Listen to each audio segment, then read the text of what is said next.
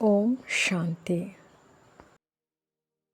ನಮ್ಮ ಚಾನೆಲ್ ವಿಡಿಯೋಗಳ ಹೆಚ್ಚಿನ ಮಾಹಿತಿಗಾಗಿ ಸಬ್ಸ್ಕ್ರೈಬ್ ಬಟನ್ಗೆ ಕ್ಲಿಕ್ ಮಾಡಿ ನಮ್ಮ ಚಾನೆಲ್ಗೆ ಸಬ್ಸ್ಕ್ರೈಬ್ ಮಾಡಿ. ಈ ವಿಡಿಯೋ ಇಷ್ಟವಾದಲ್ಲಿ ಲೈಕ್ ಮಾಡಿ, ಶೇರ್ ಮಾಡಿ ಹಾಗೂ ಕಮೆಂಟ್ ಮಾಡಿ. ವಾಣಿ ಡೇಟು 10/4/2026. ಪ್ರಾತಃ ಮುರಳಿ. ಓಂ ಶಾಂತಿ. ಬಾಪ್ ದಾದಾ ಮಧುಬನ. ಮಧುರ ಮಕ್ಕಳೇ, ಭಾರತವನ್ನು ರಕ್ಷಣೆ ಮಾಡಲು ತಂದೆಯು ಬಂದಿದ್ದಾರೆ. ನೀವು ಮಕ್ಕಳು ಈ ಸಮಯದಲ್ಲಿ ತಂದೆಗೆ ಸಹಯೋಗಿಗಳಾಗುತ್ತೀರಿ. ಭಾರತವೇ ಪ್ರಾಚೀನ ಖಂಡವಾಗಿದೆ. ಪ್ರಶ್ನೆ: ಶ್ರೇಷ್ಠ ಗುರಿಯಲ್ಲಿ ಅಡಚಣೆ ಮಾಡುವಂತಹ ಚಿಕ್ಕ ಚಿಕ್ಕ ಮಾತುಗಳು ಯಾವುವು? ಉತ್ತರ: ಒಂದು ವೇಳೆ ಯಾವುದೇ ಆಸಕ್ತಿ ಇದೆಯೇ, ಅನಾಸಕ್ತ ವೃತ್ತಿ ಇಲ್ಲ, ಒಳ್ಳೆಯದನ್ನು ತೊಡುವುದರಲ್ಲಿ ತಿನ್ನುವುದರಲ್ಲಿ ಬುದ್ಧಿಯು ಅಲೆದಾಡುತ್ತಿರುತ್ತದೆ ಎಂದರೆ ಈ ಮಾತುಗಳು ಶ್ರೇಷ್ಠ ಗುರಿಯನ್ನು ತಲುಪುವುದರಲ್ಲಿ ಅಡಚಣೆ ಮಾಡುತ್ತದೆ. ಆದ್ದರಿಂದ ತಂದೆಯು ತಿಳಿಸುತ್ತಾರೆ, ಮಕ್ಕಳೇ, ವನವಾಸದಲ್ಲಿದ್ದಿರಿ, ನೀವಂತೂ ಎಲ್ಲವನ್ನು ಮರೆಯಬೇಕಾಗಿದೆ. ಈ ಶರೀರವು ಸಹ ನೆನಪಿರಬಾರದು. ಓಂ ಶಾಂತಿ. ಮಕ್ಕಳಿಗೆ ಇದನ್ನು ತಿಳಿಸಲಾಗಿದೆ. ಈ ಭಾರತವೇ ಅವಿನಾಶಿ ಖಂಡವಾಗಿದೆ ಮತ್ತು ಇದರ ಮೂಲ ಹೆಸರಾಗಿದೆ ಭಾರತ ಖಂಡ. ಹಿಂದೂಸ್ತಾನವೆಂಬ ಹೆಸರು ನಂತರದಲ್ಲಿ ಬಂದಿದೆ. ಭಾರತಕ್ಕೆ ಆಧ್ಯಾತ್ಮಿಕ ಖಂಡವೆಂದು ಹೇಳಲಾಗುತ್ತದೆ. ಇದು ಪ್ರಾಚೀನ ಖಂಡವಾಗಿದೆ. ಹೊಸ ಪ್ರಪಂಚದಲ್ಲಿ ಭಾರತ ಖಂಡವಿದ್ದಾಗ ಮತ್ಯಾವುದೇ ಖಂಡವಿರಲಿಲ್ಲ. ಮುಖ್ಯವಾದವರು ಇಸ್ಲಾಮಿಗಳು, ಬೌದ್ಧರು ಮತ್ತು ಕ್ರಿಶ್ಚಿಯನ್ನರು. ಈಗಂತೂ ಬಹಳಷ್ಟು ಖಂಡಗಳಾಗಿವೆ ಬಿಟ್ಟಿವೆ. ಆದರೆ ಭಾರತವೇ ಅವಿನಾಶಿ ಖಂಡವಾಗಿದೆ. ಅದಕ್ಕೆ ಸ್ವರ್ಗ, ಹೆವನ್ ಎಂದು ಹೇಳುತ್ತಾರೆ. ಹೊಸ ಪ್ರಪಂಚದಲ್ಲಿ ಹೊಸ ಖಂಡವು ಭಾರತವೊಂದೇ ಆಗಿದೆ. ಹೊಸ ಪ್ರಪಂಚವನ್ನು ರಚಿಸುವವರು ಪರಮಪಿತ ಪರಮಾತ್ಮ ಸ್ವರ್ಗದ ರಚಯಿತನಾಗಿದ್ದಾರೆ. ಭಾರತವಾಸಿಗಳಿಗೆ ತಿಳಿದಿದೆ, ಈ ಭಾರತವು ಅವಿನಾಶಿ ಖಂಡವಾಗಿದೆ. ಭಾರತವೇ ಸ್ವರ್ಗವಾಗಿತ್ತು. ಯಾರಾದರೂ ಮರಣ ಹೊಂದಿದರೆ ಸ್ವರ್ಗಕ್ಕೆ ಹೋದರೆಂದು ಹೇಳುತ್ತಾರೆ. ಸ್ವರ್ಗವು ಎಲ್ಲಿಯೋ ಮೇಲಿರಬೇಕೆಂದು ತಿಳಿಯುತ್ತಾರೆ. ದೇಲ್ವಾಡ ಮಂದಿರದಲ್ಲಿ ವೈಕುಂಠದ ಚಿತ್ರವನ್ನು ಮೇಲೆ ತೋರಿಸಿದ್ದಾರೆ. ಭಾರತವೇ ಸ್ವರ್ಗವಾಗಿತ್ತು, ಈಗ ಇಲ್ಲ. ಈಗಂತೂ ನರಕವಾಗಿದೆ ಎಂಬುದು ಯಾರ ಬುದ್ಧಿಯಲ್ಲಿಯೂ ಬರುವುದಿಲ್ಲ. ಅಂದಮೇಲೆ ಇದು ಅಜ್ಞಾನವಾಯಿತಲ್ಲವೇ? ಜ್ಞಾನ ಮತ್ತು ಅಜ್ಞಾನ ಎರಡು ಮಾತುಗಳಿರುತ್ತವೆ. ಜ್ಞಾನಕ್ಕೆ ದಿನ, ಅಜ್ಞಾನಕ್ಕೆ ರಾತ್ರಿ ಎಂದು ಹೇಳಲಾಗುತ್ತದೆ. ಘೋರ ಪ್ರಕಾಶ ಮತ್ತು ಘೋರ ಅಂಧಕಾರವೆಂದು ಹೇಳಲಾಗುತ್ತದೆ. ಪ್ರಕಾಶವೆಂದರೆ ಉತ್ಥಾನ, ಅಂಧಕಾರವೆಂದರೆ ಪತನ. ಮನುಷ್ಯರು ಸೂರ್ಯಾಸ್ತವನ್ನು ನೋಡಲು ಸನ್ಸೆಟ್ಗೆ ಹೋಗುತ್ತಾರೆ. ಅದಂತೂ ಹದ್ದಿನ ಮಾತಾಗಿದೆ. ಇಲ್ಲಿ ಬ್ರಹ್ಮನ ದಿನ, ಬ್ರಹ್ಮನ ರಾತ್ರಿ ಎಂದು ಹೇಳಲಾಗುತ್ತದೆ. ಬ್ರಹ್ಮನು ಪ್ರಜಾಪಿತನಾಗಿದ್ದಾರೆ. ಅಂದಮೇಲೆ ಅವಶ್ಯವಾಗಿ ಪ್ರಜೆಗಳಿಗೆ ಪಿತನಾದರು. ಜ್ಞಾನ ಅಂಜನವನ್ನು ಸದ್ಗುರು ಕೊಟ್ಟರು. ಅಜ್ಞಾನ ಅಂಧಕಾರವು ವಿನಾಶವಾಯಿತು.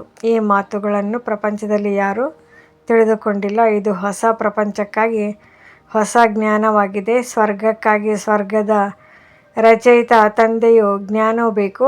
ತಂದೆಯು ಜ್ಞಾನಸಾಗರನೆಂದು ಹಾಡುತ್ತಾರೆ. ಅಂದಮೇಲೆ ಅವರು ಶಿಕ್ಷಕರಾದರು. ಆ ತಂದೆಗೆ ಪತಿತ ಪಾವನ ಎಂದು ಹೇಳಲಾಗುತ್ತದೆ. ಮತ್ಯಾರಿಗೂ ಪತಿತ ಪಾವನರೆಂದು ಹೇಳಲು ಸಾಧ್ಯವಿಲ್ಲ. ಶ್ರೀಕೃಷ್ಣನಿಗೂ ಹೇಳುವಂತಿಲ್ಲ. ಎಲ್ಲರಿಗೆ ತಂದೆಯು ಒಬ್ಬರೇ ಆಗಿದ್ದಾರೆ. ಶ್ರೀಕೃಷ್ಣನು ಎಲ್ಲರಿಗೆ ತಂದೆ ಅಲ್ಲ. ಶ್ರೀಕೃಷ್ಣನು ಯಾವಾಗ ಬೆಳೆದು ದೊಡ್ಡವನಾಗಿ ವಿವಾಹವಾಗುವುದೋ ಆಗ ಒಬ್ಬರು ಅಥವಾ ಇಬ್ಬರು ಮಕ್ಕಳಿಗೆ ತಂದೆಯಾಗುವರು. ರಾಧೆ ಕೃಷ್ಣರನ್ನು ರಾಜಕುಮಾರ, ರಾಜಕುಮಾರಿ ಎಂದು ಹೇಳಲಾಗುತ್ತದೆ. ಅವರಿಗೆ ನಂತರ ಸ್ವಯಂವರವೂ ಆಗಿರಬೇಕು. ವಿವಾಹದ ನಂತರವೇ ತಂದೆ ತಾಯಿಯಾಗುತ್ತಾರೆ. ಅವರಿಗೆಂದೂ ವಿಶ್ವಪಿತನೆಂದು ಹೇಳಲು ಸಾಧ್ಯವಿಲ್ಲ. ಕೇವಲ ಒಬ್ಬ ನಿರಾಕಾರ ತಂದೆಗೆ ವಿಶ್ವಪಿತನೆಂದು ಹೇಳಲಾಗುತ್ತದೆ. ಗ್ರೇಟ್ ಗ್ರೇಟ್ ಗ್ರ್ಯಾಂಡ್ ಫಾದರ್ ಎಂದು ಶಿವ ತಂದೆಗೆ ಹೇಳಲು ಸಾಧ್ಯವಿಲ್ಲ. Great great grandfather Prajapita ಬ್ರಹ್ಮನಾಗಿದ್ದಾರೆ. ಅವರಿಂದ ವಂಶಾವಳಿಯಾಗುತ್ತದೆ. ಶಿವ ತಂದೆಯು ನಿರಾಕಾರ ಪರಮಾತ್ಮನಾಗಿದ್ದಾರೆ. ಅವರು ನಿರಾಕಾರ ಆತ್ಮರ ತಂದೆಯಾಗಿದ್ದಾರೆ. ನಿರಾಕಾರಿ ಆತ್ಮರು ಇಲ್ಲಿ ಶರೀರದಲ್ಲಿದ್ದಾಗ ಭಕ್ತಿ ಮಾರ್ಗದಲ್ಲಿ ತಂದೆಯನ್ನು ಕರೆಯುತ್ತಾರೆ. ಇವೆಲ್ಲ ಹೊಸ ಮಾತುಗಳನ್ನು ನೀವು ಹೇಳುತ್ತೀರಿ. ಯಥಾರ್ಥ ರೀತಿಯಿಂದ ಯಾವುದೇ ಶಾಸ್ತ್ರಗಳಲ್ಲಿಲ್ಲ. ತಂದೆಯು ತಿಳಿಸುತ್ತಾರೆ, ನಾನು ಸಮ್ಮುಖದಲ್ಲಿ ಕುಳಿತು ನೀವು ಮಕ್ಕಳಿಗೆ ತಿಳಿಸುತ್ತೇನೆ. ನಂತರ ಈ ಜ್ಞಾನವೆಲ್ಲವೂ ಪ್ರಾಯಲೋಪವಾಗಿ ಬಿಡುತ್ತದೆ. ತಂದೆಯು ಬಂದಾಗಲೇ ಯಥಾರ್ಥ ಜ್ಞಾನವನ್ನು ತಿಳಿಸುವರು. ಮಕ್ಕಳಿಗೆ ಸನ್ಮುಖದಲ್ಲಿ ತಿಳಿಸಿ ಆಸ್ತಿಯನ್ನು ಕೊಡುತ್ತಾರೆ. ನಂತರ ಶಾಸ್ತ್ರಗಳು ರಚಿಸಲ್ಪಡುತ್ತವೆ.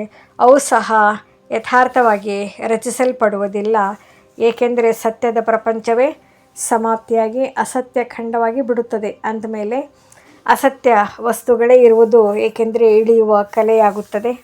ಸತ್ಯದಿಂದ ಏರುವ ಕಲೆಯಾಗಿದೆ. ಭಕ್ತಿಯು ರಾತ್ರಿಯಾಗಿದೆ. ಅಂಧಕಾರದಲ್ಲಿ ಮೋಸ ಹೋಗುತ್ತಿರುತ್ತಾರೆ, ತಲೆ ಬಾಗುತ್ತಾ ಇರುತ್ತಾರೆ. ಇಂತಹ ಘೋರ ಅಂಧಕಾರವಿದೆ. ಮನುಷ್ಯರಿಗೆ ಏನೂ ಗೊತ್ತಾಗುವುದೇ ಇಲ್ಲ. ಅಲ್ಲಿ ಇಲ್ಲಿ ಅಲೆಯುತ್ತಿರುತ್ತಾರೆ. ಸ್ಥೂಲ ಸೂರ್ಯನಿಗೂ ಉದಯ ಮತ್ತು ಹಸ್ತವಾಗುತ್ತದೆ. ಅದನ್ನು ಮಕ್ಕಳು ಹೋಗಿ ನೋಡುತ್ತಾರೆ. ಈಗಂತೂ ನೀವು ಮಕ್ಕಳು ಜ್ಞಾನ ಸೂರ್ಯನ ಉದಯವನ್ನು ನೋಡಬೇಕಾಗಿದೆ. ಭಾರತದ ಉತ್ಥಾನ ಮತ್ತು ಪತನ. ಭಾರತವು ಸೂರ್ಯನು ಮುಳುಗಿದಂತೆ ಮುಳುಗಿ ಹೋಗುತ್ತದೆ. ಸತ್ಯನಾರಾಯಣನ ಕಥೆಯಲ್ಲಿ ಇದನ್ನು ತೋರಿಸುತ್ತಾರೆ. ಭಾರತದ ದೋಣಿಯು ಕೆಳಗಡೆ ಹೊರಟು ಹೋಗುತ್ತದೆ ಮತ್ತು ತಂದೆಯು ಬಂದು ಅದನ್ನು ರಕ್ಷಣೆ ಮಾಡುತ್ತಾರೆ. ನೀವು ಈ ಭಾರತವನ್ನು ಪುನಃ ರಕ್ಷಣೆ ಮಾಡುತ್ತೀರಿ. ಇದನ್ನು ನೀವು ಮಕ್ಕಳು ತಿಳಿದುಕೊಂಡಿದ್ದೀರಿ. ನೀವು ನಿಯಂತ್ರಣ ಕೊಡುತ್ತೀರಿ. ನವ ನಿರ್ಮಾಣ ಪ್ರದರ್ಶಿನಿ ಎಂಬ ಹೆಸರು ಸರಿಯಾಗಿದೆ. ಹೊಸ ಪ್ರಪಂಚವು ಹೇಗೆ ಸ್ಥಾಪನೆಯಾಗುತ್ತದೆ, ಅದರ ಪ್ರದರ್ಶನಿಯಾಗಿದೆ. ಹೇಗೆ ಚಿತ್ರಗಳ ಮೂಲಕ ತಿಳುವಳಿಕೆ ನೀಡಲಾಗುತ್ತದೆ. ಆದ್ದರಿಂದ ಅದೇ ಹೆಸರು. ನಡೆದು ಬಂದರೆ ಒಳ್ಳೆಯದು. ಹೊಸ ಪ್ರಪಂಚವು ಹೇಗೆ ಸ್ಥಾಪನೆಯಾಗುತ್ತದೆ ಹಾಗೂ ಹೇಗೆ ಉತ್ಥಾನವಾಗುತ್ತದೆ ಎಂಬುದನ್ನು ನೀವು ತೋರಿಸುತ್ತೀರಿ. ಅವಶ್ಯವಾಗಿ ಹಳೆಯ ಪ್ರಪಂಚವು ಅವನತಿಯಾಗುತ್ತದೆ. ಆದ್ದರಿಂದಲೇ ಹೇಗೆ ಉನ್ನತಿಯಾಗುತ್ತದೆ ಎಂಬುದನ್ನು ತೋರಿಸುತ್ತೇವೆ. ರಾಜ್ಯವನ್ನು ಪಡೆಯುವುದು ಮತ್ತು ಪಡೆದುಕೊಳ್ಳುವುದು, ಇದು ಸಹ ಒಂದು ಕಥೆಯಾಗಿದೆ. 5000 ವರ್ಷಗಳ ಮೊದಲು ಏನಿತ್ತು? ಸೂರ್ಯವಂಶೀಯರ ರಾಜ್ಯವಿತ್ತು ಮತ್ತು ಚಂದ್ರವಂಶೀಯರ ರಾಜ್ಯವು ಸ್ಥಾಪನೆಯಾಯಿತೆಂದು ಹೇಳುತ್ತಾರೆ. ಅವರು ಒಬ್ಬರು ಇನ್ನೊಬ್ಬರಿಂದ ರಾಜ್ಯವನ್ನು ತೆಗೆದುಕೊಳ್ಳುತ್ತಾರೆ. ಇಂಥವರು ರಾಜ್ಯ ಪಡೆದರು ಎಂದು ತೋರಿಸುತ್ತಾರೆ. ಅವರು ಏಣಿಯ ಬಗ್ಗೆ ತಿಳಿದುಕೊಳ್ಳುವುದಿಲ್ಲ. ಇದನ್ನು ತಂದೆಯೇ ತಿಳಿಸುತ್ತಾರೆ. ನೀವು ಸತ್ಯಯುಗದಿಂದ ತ್ರೇತಾಯುಗಕ್ಕೆ ಬಂದಿರಿ. ಏಣಿಯನ್ನು ಇಳಿಯುತ್ತಾ ಬಂದಿರಿ. ಇದು 84 ಜನ್ಮಗಳ ಏಣಿಯಾಗಿದೆ. ಏಣಿಯನ್ನು ಇಳಿಯಲಾಗುತ್ತದೆ ಮತ್ತು ಹತ್ತಲಾಗುತ್ತದೆ. ಅವನತಿಯ ರಹಸ್ಯವನ್ನು ತಿಳಿಸಬೇಕಾಗಿದೆ. ಭಾರತದ ಅವನತಿಯು ಎಷ್ಟು ಸಮಯ ಮತ್ತು ಉನ್ನತಿ ಎಷ್ಟು ಸಮಯ? ಭಾರತವಾಸಿಗಳ ಉತ್ಥಾನ ಮತ್ತು ಪತನ. ವಿಚಾರ ಸಾಗರ ಮಂಥನ ಮಾಡಬೇಕಾಗಿದೆ. ಮನುಷ್ಯರನ್ನು ಈ ಕಾತುರತೆಯಲ್ಲಿ ಹೇಗೆ ತರುವುದು ಎಂದು ಅವರಿಗೆ ನಿಮಂತ್ರಣವನ್ನು ಕೊಡಬೇಕಾಗಿದೆ. ಸಹೋದರ ಸಹೋದರಿಯರೇ, ಬಂದು ತಿಳಿದುಕೊಳ್ಳಿ. ಮೊದಲು ತಂದೆಯ ಮಹಿಮೆಯನ್ನು ತಿಳಿಸಬೇಕಾಗಿದೆ. ಶಿವತಂದೆಯ ಮಹಿಮೆಯ ಒಂದು ಫಲಕವಿರಲಿ. ಪತಿತ ಪಾವನ, ಜ್ಞಾನಸಾಗರ, ಪವಿತ್ರತಾ, ಸುಖ, ಶಾಂತಿಯ ಸಾಗರ, ಸಂಪತ್ತಿನ ಸಾಗರ, ಸರ್ವರ ಸದ್ಗತಿದಾತ, ಜಗತ್ಪಿತ, ಜಗತ್ರಕ್ಷಕ, ಜಗದ್ಗುರು ಶಿವ ತಂದೆಯಿಂದ ಬಂದು ತಮ್ಮ ಸೂರ್ಯವಂಶಿ ಚಂದ್ರವಂಶಿ ಆಸ್ತಿಯನ್ನು ತೆಗೆದುಕೊಳ್ಳಿ ಎಂಬ ಬರವಣಿಗೆ ಇದ್ದಾಗ ಮನುಷ್ಯರಿಗೆ ತಂದೆಯ ಬಗ್ಗೆ ಅರ್ಥವಾಗುವುದು. ತಂದೆ ಮತ್ತು ಶ್ರೀಕೃಷ್ಣನ ಮಹಿಮೆಯು ಬೇರೆ ಬೇರೆಯಾಗಿದೆ. ಇದು ನೀವು ಮಕ್ಕಳ ಬುದ್ಧಿಯಲ್ಲಿ ಕುಳಿತುಕೊಂಡಿದೆ. ಸೇವಾಧಾರಿ ಮಕ್ಕಳು ಇಡೀ ದಿನ ಸೇವೆಗಾಗಿ ಓಡುತ್ತಿರುತ್ತಾರೆ. ತಮ್ಮ ಲೌಕಿಕ ಸೇವೆ ಇದ್ದರೂ ಸಹ ರಜಾ ತೆಗೆದುಕೊಂಡು ಸರ್ವಿಸ್ನಲ್ಲಿ ತೊಡಗುತ್ತಾರೆ. ಇದು ಈಶ್ವರೀಯ ಸರ್ಕಾರವಾಗಿದೆ. ವಿಶೇಷವಾಗಿ ಕನ್ಯೆಯರು ಒಂದು ವೇಳೆ ಇಂತಹ ಸರ್ವಿಸ್ನಲ್ಲಿ ತೊಡಗಿದರೆ ಹೆಸರನ್ನು ಬಹಳ ಪ್ರಸಿದ್ಧ ಮಾಡಬಲ್ಲರು. ಸೇವಾಧಾರಿ ಮಕ್ಕಳ ಪಾಲನೆಯು ಚೆನ್ನಾಗಿ ನಡೆಯುತ್ತಿರುತ್ತದೆ, ಏಕೆಂದರೆ ಶಿವತಂದೆಯ ಭಂಡಾರವು ಭರ್ಪೂರಾಗಿದೆ. ಯಾವ ಭಂಡಾರದಿಂದ ತಿಂದರೂ ಆ ಭಂಡಾರವು ಭರ್ಪೂರ್ ಕಾಲಕಂಟಕ ದೂರವಾಗುವುದು. ನೀವು ಶಿವವಂಶೀಯರಾಗಿದ್ದಿರಿ, ಅವರು ರಚಯಿತ, ನೀವು ರಚನೆಯಾಗಿದ್ದಿರಿ. ಬಬುಲ್ನಾಥ್ ಎಂಬ ಹೆಸರು ಬಹಳ ಮಧುರವಾಗಿದೆ. ಶಿವನು ಪ್ರಿಯತಮನೂ ಆಗಿದ್ದಾರಲ್ಲವೇ? ಶಿವತಂದೆಯ ಮಹಿಮೆಯೇ ಬೇರೆಯಾಗಿದೆ. ನಿರಾಕಾರ ಎಂಬ ಅಕ್ಷರವನ್ನು ಬರೆಯುವುದರಿಂದ ಅವರಿಗೆ ಯಾವುದೇ ಆಕಾರವಿಲ್ಲವೆಂದು ತಿಳಿದುಕೊಳ್ಳುತ್ತಾರೆ. ಪ್ರಿಯಾತಿ ಪ್ರಿಯ ಶಿವ ತಂದೆಯಾಗಿದ್ದಾರೆ. ಪರಮ ಪ್ರಿಯ ಎಂಬ ಶಬ್ದವನ್ನು ಬರೆಯಲೇಬೇಕಾಗಿದೆ. ಈ ಸಮಯದಲ್ಲಿ ಅವರಿಗೂ ಯುದ್ಧದ ಮೈದಾನವಾಗಿದೆ, ನಿಮಗೂ ಆಗಿದೆ. ಶಿವಶಕ್ತಿಯರು ಅಹಿಂಸಕರೆಂದು ಗಾಯನ ಮಾಡಲಾಗುತ್ತದೆ. ಆದರೆ ಚಿತ್ರಗಳಲ್ಲಿ ದೇವಿಯರಿಗೂ ಸಹ ಆಯುಧಗಳನ್ನು ಕೊಟ್ಟು ಹಿಂಸೆಯನ್ನು ತೋರಿಸಿ ಬಿಟ್ಟಿದ್ದಾರೆ. ವಾಸ್ತವದಲ್ಲಿ ನೀವು ಯೋಗ ಅಥವಾ ನೆನಪಿನ ಬಲದಿಂದ ವಿಶ್ವದ ರಾಜ್ಯಭಾಗ್ಯವನ್ನು ತೆಗೆದುಕೊಳ್ಳುತ್ತೀರಿ. ಆಯುಧಗಳ ಮಾತಿಲ್ಲ. ಗಂಗೆಯ ಪ್ರಭಾವವು ಬಹಳಷ್ಟಿದೆ. ಅನೇಕರಿಗೆ ಸಾಕ್ಷಾತ್ಕಾರವೂ ಆಗುವುದು. ಭಕ್ತಿ ಮಾರ್ಗದಲ್ಲಿ ಗಂಗಾ ಜಲವು ಸಿಕ್ಕಿದರೆ ಆಗ ಉದ್ಧಾರವಾಗುವುದೆಂದು ತಿಳಿಯುತ್ತಾರೆ. ಆದ್ದರಿಂದ ಗುಪ್ತ ಗಂಗೆ ಎಂದು ಹೇಳುತ್ತಿರುತ್ತಾರೆ. ಬಾಣವು ಹೊಡೆದರೆ ಗಂಗೆಯು ಹೊರಬಂದಿತೆಂದು ಹೇಳುತ್ತಾರೆ. ಗೋಮುಖದಿಂದಲೂ ಗಂಗೆಯನ್ನು ತೋರಿಸುತ್ತಾರೆ. ನೀವು ಕೇಳಿದರೆ ಗುಪ್ತ ಗಂಗೆಯು ಹೊರಬರುತ್ತಿದೆ ಎಂದು ಹೇಳುತ್ತಾರೆ. ಏಣಿಯಲ್ಲಿಯೂ ಸರಸ್ವತಿಯನ್ನು ಗುಪ್ತವಾಗಿ ತೋರಿಸಿದ್ದಾರೆ. ಮನುಷ್ಯರಂತೂ ಅನೇಕ ಮಾತುಗಳನ್ನು ಬರೆದು ಬಿಟ್ಟಿದ್ದಾರೆ. ಇಲ್ಲಂತೂ ಒಂದೇ ಮಾತಾಗಿದೆ. ಕೇವಲ ತಂದೆ ಅಷ್ಟೇ ಅಲ್ಲಾನು ಬಂದು ಬಹಿಷ್ಠರನ್ನು ಸ್ಥಾಪನೆ ಮಾಡುತ್ತಾರೆ. ಖುದಾನು ಹೆವನ್ ಸ್ಥಾಪನೆ ಮಾಡುತ್ತಾರೆ. ಈಶ್ವರನು ಸ್ವರ್ಗ ಸ್ಥಾಪನೆ ಮಾಡುತ್ತಾರೆ. ವಾಸ್ತವದಲ್ಲಿ ಈಶ್ವರನು ಒಬ್ಬರೇ ಆಗಿದ್ದಾರೆ. ಇವರು ತಮ್ಮ ತಮ್ಮ ಭಾಷೆಗಳಲ್ಲಿ ಭಿನ್ನ ಭಿನ್ನ ಹೆಸರುಗಳನ್ನು ಇಟ್ಟುಕೊಂಡಿದ್ದಾರೆ. ಆದರೆ ಇದನ್ನು ತಿಳಿದುಕೊಳ್ಳುತ್ತಾರೆ, ಅಲ್ಲಾನಿಂದ ಅವಶ್ಯವಾಗಿ ಸ್ವರ್ಗದ ರಾಜ್ಯ ಭಾಗ್ಯವು ಸಿಗುವುದು. ಇಲ್ಲಂತೂ ತಂದೆಯು ತಿಳಿಸುತ್ತಾರೆ, ಮನ್ಮನಾಭವ. ತಂದೆಯನ್ನು ನೆನಪು ಮಾಡಿದರೆ ಆಸ್ತಿಯು ಖಂಡಿತ ನೆನಪಿಗೆ ಬರುವುದು. ರಚಯಿತನ ರಚನೆಯೇ ಸ್ವರ್ಗವಾಗಿದೆ. ರಾಮನು ನರಕವನ್ನು ರಚಿಸಿದರೆಂದು ಹೇಳುವುದಿಲ್ಲ. ಭಾರತವಾಸಿಗಳಿಗೆ ನಿರಾಕಾರ ರಚಯಿತನು ಯಾರೆಂಬುದು ತಿಳಿದಿಲ್ಲ. ನೀವು ತಿಳಿದುಕೊಂಡಿದ್ದೀರಿ. ನರಕದ ರಚಯಿತನು ರಾವಣನಾಗಿದ್ದಾನೆ. ಅವನನ್ನು ಸುಡುತ್ತಾರೆ. ರಾವಣ ರಾಜ್ಯದಲ್ಲಿ ಭಕ್ತಿ ಮಾರ್ಗದ ನಾಟ್ಯವು ಎಷ್ಟು ದೊಡ್ಡದಾಗಿದೆ. ರಾವಣನ ರೂಪವನ್ನು ಸಹ ಎಷ್ಟು ಭಯಂಕರವಾಗಿ ತೋರಿಸಿದ್ದಾರೆ. ರಾವಣನು ನಮ್ಮ ಶತ್ರುವೆಂದು ಹೇಳುತ್ತಾರೆ. ತಂದೆಯು ಅರ್ಥವನ್ನು ತಿಳಿಸಿದ್ದಾರೆ. ವಿಸ್ತಾರವು ದೊಡ್ಡದಾಗಿರುವುದರಿಂದ ರಾವಣನ ಶರೀರವನ್ನು ದೊಡ್ಡದನ್ನಾಗಿ ಮಾಡುತ್ತಾರೆ. ಶಿವ ತಂದೆಯಂತೂ ಬಿಂದುವಾಗಿದ್ದಾರೆ. ಆದರೆ ತಂದೆಯ ಚಿತ್ರವನ್ನು ದೊಡ್ಡ ರೂಪದಲ್ಲಿ ಮಾಡಿದ್ದಾರೆ. ಇಲ್ಲದಿದ್ದರೆ ಬಿಂದುವಿಗೆ ಹೇಗೆ ಪೂಜೆ ಮಾಡುವುದು? ಪೂಜಾರಿಗಳಂತೂ ಆಗಬೇಕಲ್ಲವೇ?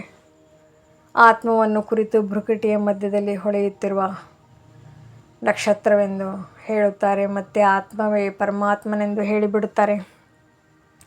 ಅಂದಮೇಲೆ ತಂದೆಯು ಕೋಟಿ ಸೂರ್ಯನಿಗಿಂತಲೂ ಹೆಚ್ಚು ತೇಜೋಮಯನು ಹೇಗಾಗುವನು? ಆತ್ಮದ ವರ್ಣನೆ ಮಾಡುತ್ತಾರೆ, ಆದರೆ ತಿಳಿದುಕೊಳ್ಳುವುದಿಲ್ಲ. ಒಂದು ವೇಳೆ ಪರಮಾತ್ಮನು ಕೋಟಿ ಸೂರ್ಯ ತೇಜೋಮಯನಾಗಿದ್ದರೆ ಪ್ರತಿಯೊಬ್ಬರಲ್ಲಿಯೂ ಹೇಗೆ ಪ್ರವೇಶ ಮಾಡುವರು? ಎಷ್ಟು ಅಯಥಾರ್ಥ ಮಾತುಗಳಿವೆ. ಯಾವುದನ್ನು ಕೇಳಿ ಮನುಷ್ಯರು ಏನಾಗಿ ಬಿಟ್ಟಿದ್ದಾರೆ? ಆತ್ಮವೇ ಪರಮಾತ್ಮನೆಂದು ಹೇಳುತ್ತಾರೆ. ಅಂದಮೇಲೆ ತಂದೆಯ ರೂಪವೂ ಇದೇ ರೀತಿ ಇರಬೇಕಲ್ಲವೇ? ಆದರೆ ಪೂಜೆಗಾಗಿ ದೊಡ್ಡ ರೂಪವನ್ನು ಮಾಡಿದ್ದಾರೆ. ಕಲ್ಲಿನಿಂದ ಎಷ್ಟು ದೊಡ್ಡ ದೊಡ್ಡ ಚಿತ್ರಗಳನ್ನು ಮಾಡಿಸುತ್ತಾರೆ. ಹೇಗೆ ಗುಹೆಯಲ್ಲಿ ದೊಡ್ಡ ದೊಡ್ಡ ರೂಪದಲ್ಲಿ ಪಾಂಡವರನ್ನು ತೋರಿಸಿದ್ದಾರೆ. ಏನನ್ನು ಅರಿತುಕೊಂಡಿಲ್ಲ. ಇದು ವಿದ್ಯೆಯಾಗಿದೆ. ವ್ಯಾಪಾರ ಮತ್ತು ವಿದ್ಯೆಯು ಬೇರೆ ಬೇರೆಯಾಗಿದೆ. ತಂದೆಯು ಓದಿಸುತ್ತಾರೆ ಹಾಗೂ ವ್ಯಾಪಾರವನ್ನು ಕಲಿಸುತ್ತಾರೆ. ಬೋರ್ಡಿನ ಮೇಲೂ ಮೊದಲು ತಂದೆಯ ಮಹಿಮೆ ಇರಬೇಕು. ತಂದೆಯ ಪೂರ್ಣ ಮಹಿಮೆಯನ್ನು ಬರೆಯಬೇಕಾಗಿದೆ. ಈ ಮಾತುಗಳು ನೀವು ಮಕ್ಕಳ ಬುದ್ಧಿಯಲ್ಲಿಯೂ ಸಹ ನಂಬರ್ವಾರ ಪುರುಷಾರ್ಥದ ಅನುಸಾರ ಬರುತ್ತದೆ. ಆದ್ದರಿಂದ ಮಹಾರಥಿ ಕುದುರೆ ಸವಾರರೆಂದು ಹೇಳಲಾಗುತ್ತದೆ. ಆಯುಧ ಇತ್ಯಾದಿಗಳ ಮಾತಿಲ್ಲ. ತಂದೆಯು ಬುದ್ಧಿಯ ಬೀಗವನ್ನು ತೆರೆಯುತ್ತಾರೆ. ಈ ಗೋಡ್ರೇಜ್ನ ಬೀಗವನ್ನು ಯಾರೂ ತೆರೆಯಲು ಸಾಧ್ಯವಿಲ್ಲ. ತಂದೆಯ ಬಳಿ ಮಿಲನ ಮಾಡಲು ಬಂದಾಗ ತಂದೆಯು ಮಕ್ಕಳೊಂದಿಗೆ ಕೇಳುತ್ತಾರೆ, ಮೊದಲು ಎಂದಾದರೂ ಮಿಲನ ಮಾಡಿದ್ದೀರಾ? ಈ ಸ್ಥಾನದಲ್ಲಿ ಈ ದಿನದಂದು ಯಾವಾಗ ಮಿಲನ ಮಾಡಿದ್ದೀರಿ? ಆಗ ಮಕ್ಕಳು ಹೇಳುತ್ತಾರೆ, ಹೌದು ಬಾಬಾ, 5000 ವರ್ಷಗಳ ಮೊದಲು ಮಿಲನ ಮಾಡಿದ್ದೆವು. ಇಂತಹ ಮಾತುಗಳನ್ನು ಮತ್ತಾರೂ ಕೇಳಲು ಸಾಧ್ಯವಿಲ್ಲ. ಇವು ತಿಳಿದುಕೊಳ್ಳುವ ಎಷ್ಟೊಂದು ಗುಹ್ಯ ಮಾತುಗಳಾಗಿವೆ. ಎಷ್ಟೊಂದು ಜ್ಞಾನದ ಯುಕ್ತಿಗಳನ್ನು ತಂದೆಯು ತಿಳಿಸುತ್ತಾರೆ. ಆದರೆ ಧಾರಣೆಯು ನಂಬರ್ವಾರ್ ಆಗುತ್ತದೆ. ಶಿವತಂದೆಯ ಮಹಿಮೆಯು ಬೇರೆಯಾಗಿದೆ. ಬ್ರಹ್ಮ ವಿಷ್ಣು ಶಂಕರನ ಮಹಿಮೆಯೇ ಬೇರೆಯಾಗಿದೆ. ಪ್ರತಿಯೊಬ್ಬರ ಪಾತ್ರವು ಬೇರೆ ಬೇರೆಯಾಗಿದೆ. ಒಬ್ಬರ ಪಾತ್ರವು ಇನ್ನೊಬ್ಬರಿಗೆ ಹೋಲುವುದಿಲ್ಲ. ಇದು ಅನಾದಿ ನಾಟಕವಾಗಿದೆ. ಇದೇ ಮತ್ತೆ ಪುನರಾವರ್ತನೆಯಾಗುವುದು. ನಾವು ಹೇಗೆ ಮೂಲವತನಕ್ಕೆ ಹೋಗುತ್ತೇವೆ ಮತ್ತು ಪಾತ್ರವನ್ನು ಅಭಿನಯಿಸಲು ಬರುತ್ತೇವೆ ಎಂಬುದು ಈಗ ನಿಮ್ಮ ಬುದ್ಧಿಯಲ್ಲಿ ಕುಳಿತುಕೊಂಡಿದೆ. ಸೂಕ್ಷ್ಮವತನದ ಮೂಲಕ ಹೋಗುತ್ತೀರಿ. ಬರುವ ಸಮಯದಲ್ಲಿ ಸೂಕ್ಷ್ಮವತನವಿರುವುದಿಲ್ಲ ಎಂದು ಯಾರಿಗೂ ಸೂಕ್ಷ್ಮವತನದ ಸಾಕ್ಷಾತ್ಕಾರವಾಗುವುದಿಲ್ಲ. ಸೂಕ್ಷ್ಮವತನದ ಸಾಕ್ಷಾತ್ಕಾರಕ್ಕಾಗಿ ಯಾರೂ ತಪಸ್ಸು ಮಾಡುವುದಿಲ್ಲ, ಏಕೆಂದರೆ ಅದನ್ನು ಯಾರೂ ತಿಳಿದುಕೊಂಡಿಲ್ಲ. ಯಾರೂ ಸೂಕ್ಷ್ಮವತನದ ಭಕ್ತರಿರುವುದಿಲ್ಲ. ಸೂಕ್ಷ್ಮವತನವನ್ನು ಈಗಲೇ ರಚಿಸಲಾಗುತ್ತದೆ. ಸೂಕ್ಷ್ಮವತನದ ಮೂಲಕ ಹೋಗಿ ನಂತರ ಹೊಸ ಪ್ರಪಂಚದಲ್ಲಿ ಬರುತ್ತೀರಿ.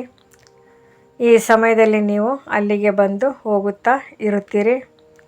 ನಿಮ್ಮದು ನಿಶ್ಚಿತಾರ್ಥವಾಗಿದೆ. ಇದು ತಂದೆಯ ಮನೆಯಾಗಿದೆ. ವಿಷ್ಣುವಿಗೆ ಪಿತನೆಂದು ಹೇಳುವುದಿಲ್ಲ. ವಿಷ್ಣುಪುರಿಯು ಪಾವನ ಮನೆಯಾಗಿದೆ. ಕನ್ಯೆಯು ಪಾವನ ಮನೆಗೆ ಹೋಗುವಾಗ ಹಳೆಯ ವಸ್ತ್ರಗಳೆಲ್ಲವನ್ನು ಬಿಟ್ಟು ಹೋಗುತ್ತಾರೆ. ನೀವು ಹಳೆಯ ಪ್ರಪಂಚವನ್ನೇ ಬಿಟ್ಟು ಬಿಡುತ್ತೀರಿ. ನಿಮ್ಮ ಹಾಗೂ ಅವರ ವನವಾಸದಲ್ಲಿ ಎಷ್ಟೊಂದು ಅಂತರವಿದೆ. ನೀವು ಸಹ ಬಹಳ ಅನಾಸಕ್ತರಾಗಿರಬೇಕು. ದೇಹಾಭಿಮಾನವನ್ನು ಬಿಡಬೇಕಾಗಿದೆ. ಹೆಚ್ಚು ಬೆಲೆಯ ಸೀರೆಯನ್ನು ಧರಿಸುತ್ತೀರೆಂದರೆ ಕೂಡಲೇ ದೇಹಾಭಿಮಾನವು ಬಂದು ಬಿಡುವುದು. ನಾನು ಆತ್ಮನಾಗಿದ್ದೇನೆ ಎಂಬುದೇ ಮರೆತು ಹೋಗುತ್ತದೆ. ಈ ಸಮಯದಲ್ಲಿ ನೀವು ವನವಾಸದಲ್ಲಿದ್ದಿರಿ. ವನವಾಸ ಮತ್ತು ವಾನಪ್ರಸ್ಥ ಒಂದೇ ಮಾತಾಗಿದೆ. ಶರೀರವನ್ನು ಬಿಡಬೇಕಾಗಿದೆ. ಅಂದಮೇಲೆ ಸೀರೆಯನ್ನು ಬಿಡುವುದಿಲ್ಲವೇ? ಕಡಿಮೆ ಬೆಲೆಯ ಸೀರೆ ಸಿಕ್ಕಿದರೆ ಹೃದಯವು ಚಿಕ್ಕದಾಗಿ ಬಿಡುತ್ತದೆ. ಇದರಲ್ಲಿ ಇನ್ನೂ ಖುಷಿಯಾಗಬೇಕು. ಕಡಿಮೆ ಬೆಲೆಯ ವಸ್ತ್ರ ಸಿಕ್ಕಿರುವುದು ಒಳ್ಳೆಯದೇ ಆಯಿತು ಎಂದು ಹೆಚ್ಚು ಬೆಲೆಯ ವಸ್ತ್ರವನ್ನಂತೂ ಬಹಳ ಸಂಭಾಲನೆ ಮಾಡಬೇಕಾಗುತ್ತದೆ. ಈ ಧರಿಸುವ ತಿನ್ನುವ ಚಿಕ್ಕ ಚಿಕ್ಕ ಮಾತುಗಳು ಸಹ ಶ್ರೇಷ್ಠ ಗುರಿಯನ್ನು ತಲುಪುವುದರಲ್ಲಿ ಅಡಚಣೆ ಮಾಡುತ್ತವೆ. ಗುರಿಯು ಬಹಳ ದೊಡ್ಡದಾಗಿದೆ. ಕಥೆಯಲ್ಲಿಯೂ ಸಹ ಹೇಳುತ್ತಾರಲ್ಲವೇ, ಈ ಲಾಠಿಯನ್ನು ಬಿಟ್ಟು ಬಿಡಿ ಎಂದು ಪತಿಗೆ ಹೇಳಿದಳು. ತಂದೆಯು ತಿಳಿಸುತ್ತಾರೆ, ಈ ಹಳೆಯ ವಸ್ತ್ರ, ಹಳೆಯ ಪ್ರಪಂಚ ಎಲ್ಲವೂ ಸಮಾಪ್ತಿಯಾಗುವುದು. ಆದ್ದರಿಂದ ಈ ಹಳೆಯ ಪ್ರಪಂಚದಿಂದ ಬುದ್ಧಿ ಯೋಗವನ್ನು ತೆಗೆಯಬೇಕಾಗಿದೆ. ಇದಕ್ಕೆ ಬೇಹದ್ದಿನ ಸನ್ಯಾಸವೆಂದು ಹೇಳಲಾಗುತ್ತದೆ. ಸನ್ಯಾಸಿಗಳು ಹದ್ದಿನ ಸನ್ಯಾಸ ಮಾಡಿದ್ದಾರೆ. ಈಗಂತೂ ಅವರು ಸಹ ಮತ್ತೆ ಗ್ರಾಮಗಳಿಗೆ ಬಂದು ಬಿಟ್ಟಿದ್ದಾರೆ. ಮೊದಲು ಅವರಲ್ಲಿ ಬಹಳ ಶಕ್ತಿ ಇರುತ್ತಿತ್ತು. ಇಳಿಯುವವರ ಮಹಿಮೆ ಏನಿರುತ್ತದೆ. ಹೊಸ ಹೊಸ ಆತ್ಮಗಳು ಸಹ ಕೊನೆಯವರೆಗೆ ಪಾತ್ರವನ್ನು ಅಭಿನಯಿಸಲು ಬರುತ್ತಾ ಇರುತ್ತಾರೆ. ಅವರಲ್ಲಿ ಶಕ್ತಿಯು ಏನಿರುತ್ತದೆ. ನೀವಂತೂ ಪೂರ್ಣ 84 ಜನ್ಮಗಳನ್ನು ತೆಗೆದುಕೊಳ್ಳುತ್ತೀರಿ. ಇದೆಲ್ಲವನ್ನು ತಿಳಿದುಕೊಳ್ಳಲು ಎಷ್ಟು ಒಳ್ಳೆಯ ಬುದ್ಧಿಯು ಬೇಕು. ಸೇವಾಧಾರಿ ಮಕ್ಕಳು ಸರ್ವಿಸ್ನಲ್ಲಿ ಆಸಕ್ತಿಯುಳ್ಳವರಾಗಿರುತ್ತಾರೆ. ಜ್ಞಾನ ಸಾಗರನ ಮಕ್ಕಳು ಹೀಗೆ ಭಾಷಣ ಮಾಡಬೇಕು. ಹೇಗೆ ತಂದೆಯು ಉಮಂಗದಲ್ಲಿರುತ್ತಾರೆ, ಇದರಲ್ಲಿ ಅವಕ್ಕಾಗಬಾರದು. ಒಳ್ಳೆಯದು. ಮಧುರಾತಿ ಮಧುರ ಅಗಲಿ ಹೋಗಿ ಮರಳಿ ಸಿಕ್ಕಿರುವ ಮಕ್ಕಳ ಪ್ರತಿ ಮಾತಾಪಿತಾ ಬಾಬ್ದಾದರವರ ನೆನಪು, ಪ್ರೀತಿ ಹಾಗೂ ಸುಪ್ರಭಾತ. ಆತ್ಮಿಕ ಮಕ್ಕಳಿಗೆ ಆತ್ಮಿಕ ತಂದೆಯ ನಮಸ್ತೆ. ಧಾರಣೆಗಾಗಿ ಮುಖ್ಯ ಸಾರ. ಬುದ್ಧಿಯಿಂದ ಬೇಹದ್ದಿನ ಸನ್ಯಾಸ ಮಾಡಬೇಕಾಗಿದೆ. ಹಿಂತಿರುಗಿ ಮನೆಗೆ ಹೋಗುವ ಸಮಯವಾಗಿದೆ. ಆದ್ದರಿಂದ ಹಳೆಯ ಪ್ರಪಂಚ ಮತ್ತು ಹಳೆಯ ಶರೀರದಿಂದ ಅನಾಸಕ್ತರಾಗಿರಬೇಕಾಗಿದೆ. ಡ್ರಾಮಾದ ಪ್ರತಿ ದೃಶ್ಯವನ್ನು ನೋಡುತ್ತಾ ಸದಾ ಹರ್ಷಿತರಾಗಿರಬೇಕಾಗಿದೆ. ವರದಾನ: ಬಾಬ್ದಾದರವರನ್ನು ತಮ್ಮ ಸಂಗಾತಿ ಎಂದು ತಿಳಿದು ಡಬಲ್ ಫೋರ್ಸ್ನಿಂದ ಕಾರ್ಯ ಮಾಡುವಂತಹ ಸಹಜ ಯೋಗಿ ಭವ. ಯಾವುದೇ ಕಾರ್ಯವನ್ನು ಮಾಡುತ್ತಾ ಬಾಬ್ದಾದರವರನ್ನು ತಮ್ಮ ಸಂಗಾತಿಯನ್ನಾಗಿ ಮಾಡಿಕೊಳ್ಳುತ್ತೀರೆಂದರೆ ಡಬಲ್ ಫೋರ್ಸ್ನಿಂದ ಕಾರ್ಯವಾಗುವುದು. ಹಾಗೂ ಸ್ಮೃತಿಯು ಸಹ ಬಹಳ ಸಹಜವಾಗಿಯೇ ಇರುತ್ತದೆ. ಏಕೆಂದರೆ ಯಾರು ಸದಾ ಜೊತೆ ಅಥವಾ ಸಂಘದಲ್ಲಿ ಇರುತ್ತಾರೆಯೋ ಅವರ ನೆನಪುಗಳು ಸಹಜವಾಗಿಯೇ ಸ್ವತಃವಾಗಿಯೇ ತಯಾರಾಗಿ ಇರುತ್ತವೆ. ಅಂದಮೇಲೆ ಇಂತಹ ಸಂಗಾತಿಯು ಇರುವುದರಿಂದ ಅಥವಾ ಬುದ್ಧಿಯ ಮೂಲಕ ನಿರಂತರ ಸತ್ಸಂಗ ಮಾಡುವುದರಿಂದ ಸಹಜ ಯೋಗಿಯೇ ಆಗಿಬಿಡುತ್ತೀರಿ. ಹಾಗೂ ಶಕ್ತಿಶಾಲಿ ಸಂಘವಿರುವ ಕಾರಣದಿಂದ ತಮ್ಮಲ್ಲಿ ಪ್ರತಿಯೊಂದು ಕರ್ತವ್ಯದಲ್ಲಿ ಡಬಲ್ ಫೋರ್ಸ್ ಇರುವುದು. ಅದರಿಂದ ಪ್ರತಿಯೊಂದು ಕಾರ್ಯದಲ್ಲಿ ಸಫಲತೆಯ ಅನುಭೂತಿಯಾಗುವುದು. ಸ್ಲೋಗನ್: ಯಾರು ಎಂದಿಗೂ ಮಾಯೆಯ ಪ್ರಭಾವದಲ್ಲಿ ಪರವಶರಾಗುವುದಿಲ್ಲವೋ ಅವರು ಮಹಾರಥಿಯಾಗಿದ್ದಾರೆ. ಅವ್ಯಕ್ತ ಸೂಚನೆ: ಮಹಾನರಾಗಲು ಮಧುರತೆ ಮತ್ತು ನಮ್ರತೆಯ ಗುಣ ಧಾರಣೆ ಮಾಡಿ. ಮಧುರತೆಯೇ ಬ್ರಾಹ್ಮಣ ಜೀವನದ ಮಹಾನತೆಯಾಗಿದೆ. ಎಲ್ಲಿ ಮಧುರತೆ ಇದೆ ಅಲ್ಲಿ ಪವಿತ್ರತೆ ಇದೆ. ಪವಿತ್ರತೆ ಇಲ್ಲದೆ ಮಧುರತೆ ಬರಲು ಸಾಧ್ಯವಿಲ್ಲ. ಎಷ್ಟು ಬುದ್ಧಿಯಲ್ಲಿ ನಶೆ ಇರುತ್ತದೆ ಅಷ್ಟು ಕರ್ಮದಲ್ಲಿ ನಮ್ರತೆ ಮತ್ತು ಮಾತಿನಲ್ಲಿ ಮಧುರತೆ ಇರಲಿ. ಇಂತಹ ನಶೆಯಲ್ಲಿರುವುದರಿಂದ ಎಂದೂ ನಷ್ಟವಾಗುವುದಿಲ್ಲ. ಸಿದ್ಧಿಯನ್ನು ಪಡೆಯುವಂತಹ ಸ್ವಯಂವನ್ನು ನಮ್ರಚಿತ್ತ ನಿರ್ಮಾಣ ಪ್ರತಿ ಮಾತಿನಲ್ಲಿ ತಮ್ಮ ತಾವು ಗುಣಗ್ರಾಹಕ ಮತ್ತು ಮಧುರತೆ ಸಂಪನ್ನರನ್ನಾಗಿ ಮಾಡಿಕೊಳ್ಳಿ. ಓಂ ಶಾಂತಿ.